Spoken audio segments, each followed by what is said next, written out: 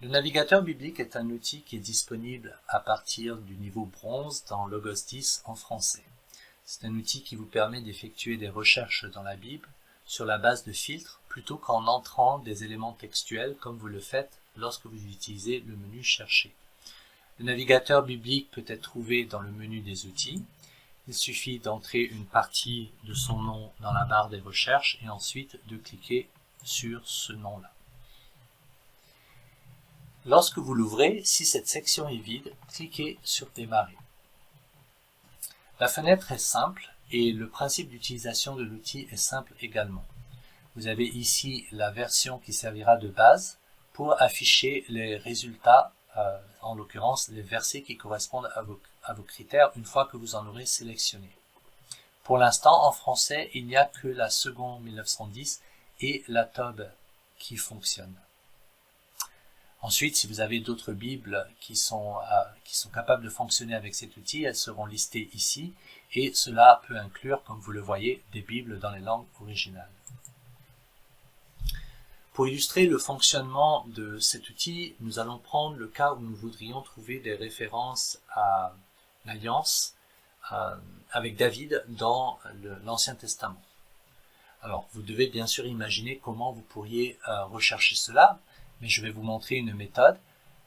Vous pouvez aller dans les livres bibliques et en fait, je vais restreindre notre recherche au psaume.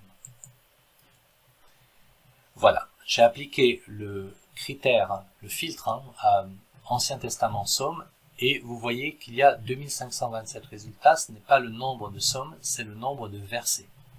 Ensuite, j'aimerais donc toutes les références à David. Je les applique. Vous voyez maintenant qu'il ne me reste que 112 résultats.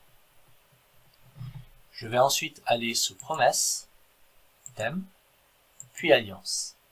Maintenant, j'ai mes résultats, 7 versets dans lesquels il est question de la personne David et d'Alliance dans le livre des Psaumes. Quelques remarques. Chaque fois que vous appliquez un filtre, vous créez une hiérarchie. La hiérarchie suit l'ordre dans lequel vous avez appliqué les filtres. Ceci est une différence essentielle avec les recherches que vous pouvez faire dans le menu Chercher. Vous ne pouvez pas mettre des critères au même niveau, comme c'est le cas quand vous utilisez le connecteur OU dans vos recherches. En l'occurrence, vous ne pouvez pas dire « j'aimerais trouver dans les psaumes les versets dans lesquels il y a soit David référencé, soit Dieu référencé.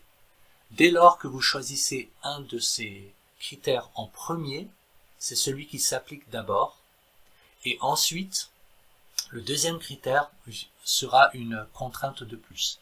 Donc en fait, c'est un petit peu plus comme le connecteur et dans le menu Chercher.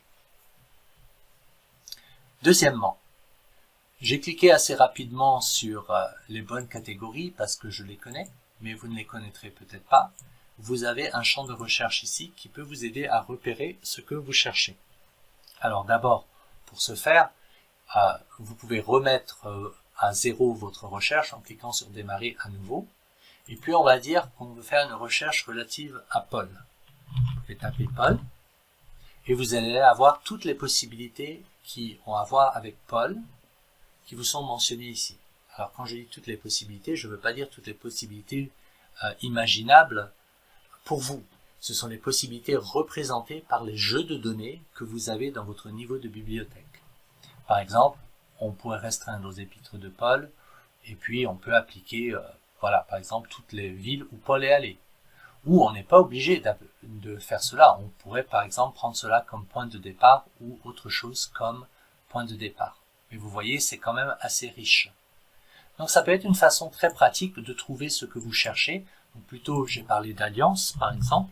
Donc au lieu de savoir que je l'aurais trouvé sous promesse, j'aurais pu mettre le mot ici et puis ensuite examiner quelles sont les options qui se présentent à moi. Gardez à l'esprit cependant que lorsque vous entrez un terme, ce n'est pas forcément le terme qui est utilisé dans le jeu de données pour décrire ce à quoi vous pensez. Donc ça ne fonctionne pas toujours. Il peut être utile d'explorer ces catégories manuellement, simplement en développant et en regardant ce qu'il y a à l'intérieur de chacune de celles-ci. Ceci mène à la prochaine remarque. Il y a des jeux de données qui sont très simples, faciles à comprendre, il y en a d'autres qui sont plus avancés. Regardez par exemple le contenu d'actes de langage. Ce ne sont pas des termes que monsieur tout le monde utilise.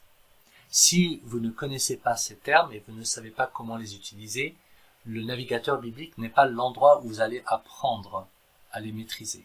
Il vous faudrait aller dans le manuel de l'utilisateur pour lire à ce sujet ou chercher d'autres sources de documentation sur ce jeu de données.